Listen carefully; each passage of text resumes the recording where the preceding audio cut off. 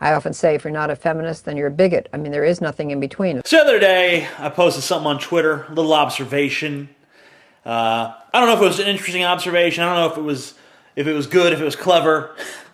A lot of people didn't seem to think it was. Feminism is the idea that we can make both sexes equal by focusing solely on the issues of one of them. For the next 24 hours, I heard from feminists about how ignorant that statement is. All the while, I'm thinking, and I thought it was harmless. I thought it was a pretty harmless statement. Not even a particularly venomous criticism of feminism. All it's saying is, hey, maybe we should kind of focus on the other half of the population too. But no, feminists explained to me that all inequality that exists between the genders favors men over women. All of it. Every single instance of inequality between the genders favors men and subjugates women. That is their contention. So, with my tiny little male brain, I pointed out that domestic violence against men is nearly as common as domestic violence against women, but it's not taken as seriously by the media, by the police, by anyone. Men are not treated anywhere near fairly when it comes to child custody, when it comes to who has to make child support payments, when it comes to reproductive rights. Female genital mutilation is considered horrible and abhorrent, and it should be. But male genital mutilation? That's still standard operating procedure throughout much of the U.S. Most people don't even have a problem with it. Think about that.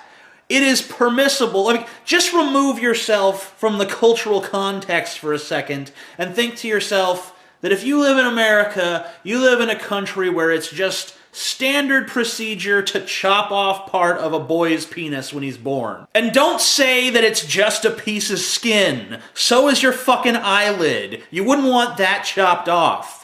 It evolved there for a reason. And if there's really such a compelling case to get rid of it, then why don't you let people decide to get rid of it as adults?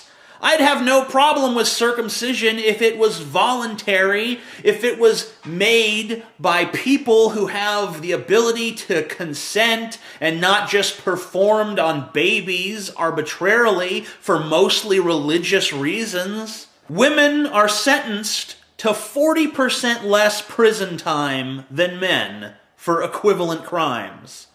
So, if you're a man and you steal something, and you're a woman and you steal the exact same thing under the exact same circumstances, you're going to get 40% less time, statistically. And let's not forget that it's only men who have to sign up for the selective services in the United States. We can be drafted. You know, your wife, your girlfriend, your sister, your mom, they can't be drafted. That's not going to happen to them. No one's going to strap a rifle in their hands and send them overseas to go kill people that have never wronged them. I pointed all those things out, and I honestly, maybe in my naivete, expected some measure of concession, some measure of, well, yeah, I can see your point. But no, the feminists would concede nothing. They still felt that it was absolutely preposterous that I would dare to suggest that there are men's rights issues. No such thing exists. They totally reject it on a visceral level, without even considering it, without even looking at the data, without even, giving a cursory glance to the evidence. They completely reject it offhand, doesn't exist, don't ever bring that in front of me again. Why don't they believe it? Why don't they accept it? Even when I show them data, why do they just dismiss it offhand? It's because they believe in something called the patriarchy.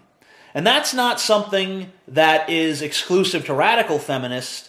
All feminists believe in the patriarchy. It's part of feminist theory.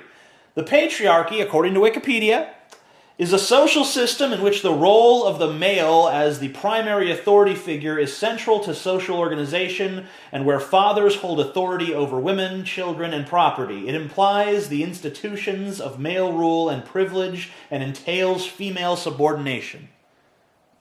This is integral. This is key. This is the cornerstone of all feminist theory. And it's completely bogus. It's wrong. It's demonstrably wrong. And I'm going to tell you why. You see, when I brought up those men's rights issues to the feminists, a lot of them just rejected them offhand. But a few of them said, yeah, those are real. But they too are caused by the patriarchy. It's still those same male control roles that create these problems for men. Now, there's no doubt that 200 years ago, patriarchy would have been an apt description of how Americans lived. Even 50 years ago, you might have been able to get away with that. But now, I have to ask, if the patriarchy is real, why would it disadvantage men at all? Why would men, if we were looking to exploit women and run the whole show, say to ourselves, men should pay more child support, and fathers should have less rights, and men should have less reproductive rights than women? Why would we say that? If we were really running the show, if it was really all about what we wanted, why would we give ourselves such a raw deal when it came to that? Why wouldn't we, the males who are in control, pour way more money into women's cancer research than to men's cancer research? Wouldn't you think that we would care more about ourselves? If it was really a patriarchy and women were just property, wouldn't we say, fuck that breast cancer shit, we gotta solve our problems? If your woman dies, you just get a new woman, you know what I'm saying? Why wouldn't we send the women to fight the wars? Why wouldn't we give them harsher sentences for the same crime? Why would we as a society kind of look the other way when a woman hits a man, but lose our shit when a man hits a woman? Why would men, if we're trying to subjugate women and make them our subordinates, create a system like that? The reason that so many men like me reject the notion of a patriarchy is because we don't view women as inferior. We don't sit around all day pressing our fingers together and cackling like how best to subjugate women today. So when we hear that we're part of some horrible patriarchy, we completely reject the notion. Especially when we look at the facts, when we look at the reality, when we realize that there's a lot of sexism against us. Feminists are right about one thing. Gender roles are the problem. And both sides have grievances. No one should be a feminist, nor should anyone start calling themselves something ridiculous like a masculinist. You can't be for the rights of one or the other. If you're truly for equality, you have to be for the rights of both. You have to address every unfairness, whether it's an unfairness towards women or an unfairness towards men, because there are unfairnesses towards both out there, and you don't lose ground by accepting that premise. And the way that feminists argue with something like what I'm saying is they show our history, and they show that for the majority of history, men had all the power. Yeah, but men were also expected to do all the work. They were also expected to fight and die in all the wars that the kings wanted to wage. Women weren't expected to go to war and die. Women weren't expected to be the breadwinners. We were given more power, sure, but we were given a lot more responsibility too. And you have to remember, how much power did the average peasant really have? How much power did the average serf really have? When it comes to the distribution of power, you're going to find that it's always been the rich have power and the poor don't. Not the men have power and the women don't.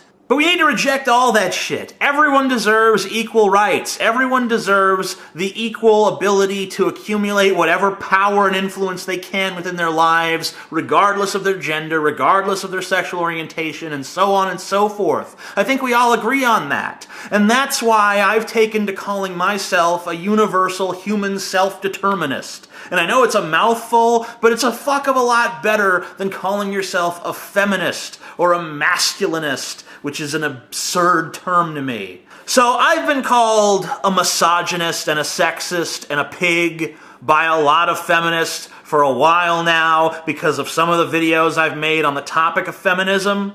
But all I've ever believed in is equality between the genders. And that means both ways. And if you can't accept that, then you are the sexist, not me. I'm the Amazing Atheist.